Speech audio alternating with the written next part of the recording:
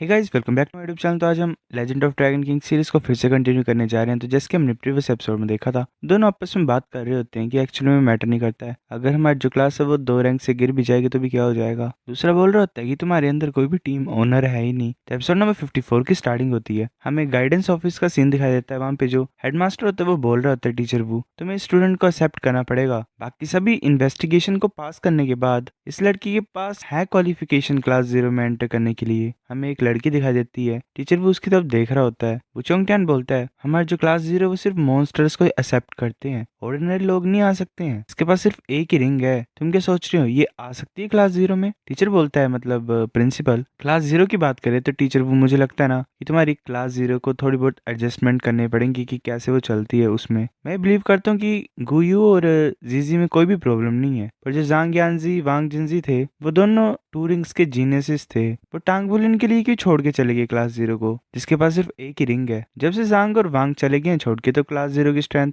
काफी ज्यादा कम हो गई है। अगर ऐसे कंटिन्यू होता रहेगा तो कोई जरूरत भी होगी क्लास 0 की एग्जिस्टेंस की। अब मैं एक और जीनस ले आया हूँ तुम्हारे लिए, जिसके पास एक रिंग ही है पर वो काफी ज्यादा स्ट्रॉन्ग है। तुम्हें हर एक एक्सक्यूज जो तुम दे रहे हो उसे खत्म कर देना चाहिए। अगर तुम ऐसा नहीं करोगे तो मैं क्लास 0 को खत्म कर दूंगा, क्योंकि तुम्हारी क्लास के पास सिर्फ 3 ही स्टूडेंट्स हैं। वो चोंगटियान बोल रहा होता है, ये अगर तुम बोलना चाहते हो तो डीन को बोलो, मेरे को मत बोलो। स्टूडेंट के पास स्टूडेंट्स की चॉइसेस होती हैं और मेरे पास मेरी चॉइसेस हैं। वो चोंगटियान जाता है उस लड़की के पास और बोलते है कि जू जायान है ना। लड़की बोल रही होती है ऐसे ही कि हाँ, कामते कामते एक तरीके से हाँ। वो चोंगटियान बोलता है, मैं तुम्हें सिर्फ एक ही चांस दूंगा, 1 मंथ के टाइम में तुम्हें क्लास 0 के मेंबर्स का अप्रूवल पाना है और मेरा भी, वरना मुझे कुछ फर्क नहीं पड़ता तुम कहाँ से आए हो, तुम्हारे ओरिजिन्स क्या है, मैं तुम्हें एक्सेप्ट नहीं करूंगा। तुम समझते हो? चलो मेरे साथ, मैं तुम्हें तुम्हारा रूम तक लेके जाता हूँ। वो लड़की बोलती ठीक है। वो दोनों चले जाते हैं। प्रिंसिपल फिर ऐसे बोल रहा होता है हंसते हुए कि ऐसा लग रहा है वो चोंगटियान काफी ज्यादा फिक्र करता है क्लास 0 के बारे में। ये अच्छा है, बहुत अच्छा है। अगर ये सच्ची मुच्ची केयर करता है तो ये हर कोई चीज करेगा क्लास 0 को पावरफुल बनाने के लिए। ये तो इम्प्रेसिव है। वो फिर कॉल करता है किसी को और बोलता है कि डीन ऐसा लग रहा है, मतलब वो पूरी पूरी सिचुएशन बता देता है डीन को और बोलता है मेरे पास एक आइडिया है। एक सेमेस्टर की ट्रेनिंग में हमने काफी ज्यादा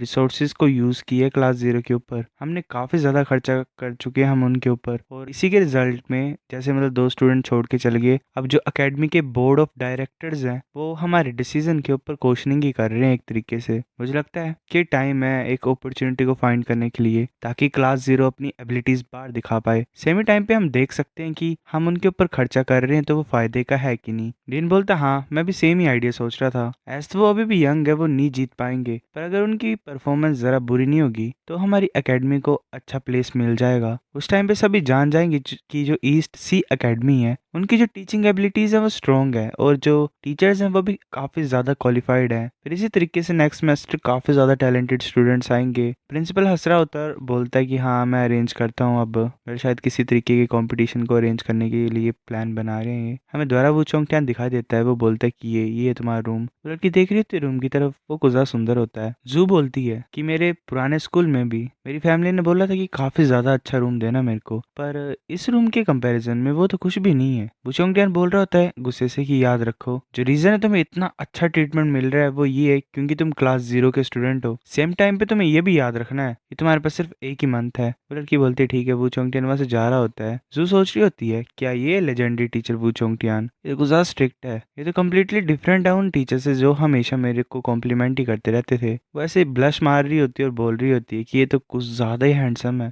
लड़कियां भी अजीब ही होती हैं गाइस। वो ऐसे रूम में आके बैठ जाती है और बोल रही होती है कि वाओ, क्लास 0 का ट्रीटमेंट तो कुछ ज्यादा अच्छा है, मैंने एक्सपेक्ट नहीं किया था कि जो सिंगल रूम होगा ये इतना ज्यादा अच्छा होगा। वो फिर देखती है आगे की तरफ, वो बोलती है क्या यहाँ पे बॉल में एक होल क्यों है, मैं तो नेक्स्ट रूम देख सकती हूँ इससे। पहले मेरे को गलत फीलिंग क्यों दे रहा है? नहीं guys, I don't have any bad thinking. तभी जू को आवाज सुनाई दे रही होती है, कोई बोल रहा होता है कैप्टन क्या तुम यहाँ पे हो? जू सोच रही होती है कि क्या कोई नेक्स्ट डोर नॉक कर रहा है। वो जिजी होता है, वो डोर को नॉक कर रहा होता है और बोलता है कि कैप्टन डोर को ओपन करो, डोर को ओपन करो। जू सोच रही होती है कि ये इंसान वही नहीं है जो नाइफ्स को यूज करता है, मैंने इसे स्पिरिट एसेंशियल प्लेटफॉर्म में देखा था। वो जाती है उसके पास और बोलती है कि नॉक करना बंद करो, कोई भी रूम में नहीं है। जी सोच रहा होता है कि मैं तो डर गया एकदम से ऐसे। वो बोलता है चोर हो तुम? जू बोलती है हैरान होके कि क्या? जिजी ऐसे भाग जाता है और बोलता है मुझे टीचर को बताना पड़ेगा। जू बोल रही है वेट करो, मैं चोर नहीं हूँ, मैं भी क्लास 0 की स्टूडेंट हूँ, मतलब फ्यूचर में होंगी। मुझे अपने बारे में बताओ, मेरा नाम जू जायान है, तुम्हारा नाम क्या है? जिजी बोलता है मेरा नाम जिजी है। वो दोनों एक दूसरे के सामने होते हैं। जू बोल रही थी तुम मेरे को शुक्रिया बोलने की कोई जरूरत नहीं, मैंने तो कुछ किया ही नहीं। वेल हमें बताया जाता है कि जिजी का मतलब थैंक यू होता है। जिजी बोलता है कौन तुम्हें शुक्रिया बोल रहा है, क्या बोल रहे हो तुमने हमारी क्लास को ज्वाइन कैसे किया? ये तो सेकंड सेमेस्टर है, ये इस टाइम पे क्यों लोगों को ऐड कर रही हैं? जू बोलती है ऑफ कोर्स ये स्पेशल कंसिडरेशन की वजह से मैं आई हूँ। जिजी बोलते क्या टीचर वो मान गए? मैं तो बिलीव नहीं करता इसमें। जू बोलती है कि बिलीव करो या ना करो, तुम मुझे देख रहे हो और मैं यहाँ पे हूँ तो क्या लगता है तुम्हें? वो बोलती है वो लास्ट टाइम वाली ओल्डर सिस्टर कहाँ गई? वो ओल्डर सिस्टर जिसने मेरे भाई को रिबेलिंग स्पिरिट एसेंशियल प्लेटफॉर्म में हराया था। जिजी बोलता हाँ मुझे याद है, तुम एक्चुअल में वो लड़की हो जिसके पास आई स्टाफ था, मतलब आई स्टाफ वाले लड़के के पीछे छुपे हुए थे तुम, उसकी छोटी बहन। जो बोलती अच्छा तुम्हें फाइनली याद आ गया, पर ये नाम कैसा है जो तुम मेरे भाई को दे रहे हो, आई स्टाफ वाला लड़का? तो तुम तो इस तरीके से मेरे को आई स्टाफ वाली लड़की बोलोगे? जिसे बोल रहे होते नहीं नहीं मुझे बताओ तुम्हारी कितनी रिंग्स हैं? वो बोल रही होती सिर्फ एक रिंग है। जिसे सोच रहा होता है कि ये लड़की स्पेशल कंसिडरेशन वाली है। वो ऐसे जा रहा होता है और बोलते ठीक है मैं वापस जाता हूँ, अगर तुम कुछ समझ नहीं पाओगे बाद में तो तुम मेरे को फाइंड कर सकते हो। जो बोल रही होती ठीक है, मुझे ये बताओ जिस कैप्टन को तुम ढूंढ रहे हो वो यंग ओल्डर सिस्टर है क्या उस टाइम की? जिजी बोलता ऑफ कोर्स नहीं, हमारे जो टीम का कैप्टन है वो टांग बुलिन है और वो तुम्हारी तरह ही है, उसके पास भी सिर्फ एक ही रिंग है। जो हैरान होकर बोलती क्या? फिर हमें कुछ टाइम बाद का सीन दिखाया था, सभी बच्चे इकट्ठे हुए होते हैं ग्राउंड में। जो प्रिंसिपल होता है वो बोल रहा होता है कि छुट्टियों के बाद हम वापस, मतलब तुम सभी इस कैंपस में वापस आ गए हो, मैं नए सेमेस्टर को वेलकम करता हूँ। जो नई टर्म होती है वो नई होप को लाती है। मैं बिलीव करता हूँ कि तुम्हारी जो ब्रेक हुई थी तुमने काफी ज्यादा एडजस्टमेंट की होंगी अपने अंदर, तो तुम अब कॉन्फिडेंस से आगे खड़े होगे और अच्छा करोगे स्कूल में। यहाँ पे मैं ये होप करता हूँ कि जितने भी टीचर्स और स्टूडेंट्स हैं वो इस नए सेमेस्टर में ज़्यादा अच्छे तरीके से प्रोग्रेस करें। तुम्हें हार्ड वर्क करना है और पढ़ना भी है, तुम्हें नए चैलेंजेस को नई स्पिरिट के साथ फाइट करना है, मतलब ऐसे दे ही रहा होता है वो एक तरीके से मोटिवेशन ही। गुई वहाँ पे हमें दिखाई देती है, बाकी बोल रहे होते हैं कि ये तो क्लास 0 है, गुई तो और ज़्यादा ब्यूटीफुल बनती जा रही है, पर टांग पुलिन यहाँ पे नहीं है क्या? वो भूल गया कि स्कूल स्टार्ट हो गया है, मतलब जीजी बोल रहा होता है ऐसा। गुई बोलती है कि तुम क्या सोच रहे हो तुम्हारी तरह है। जीजी बोल रहा होता है कि तुम हमेशा उसी की साइड क्यों लेते हो, मैं कब लेट हुआ?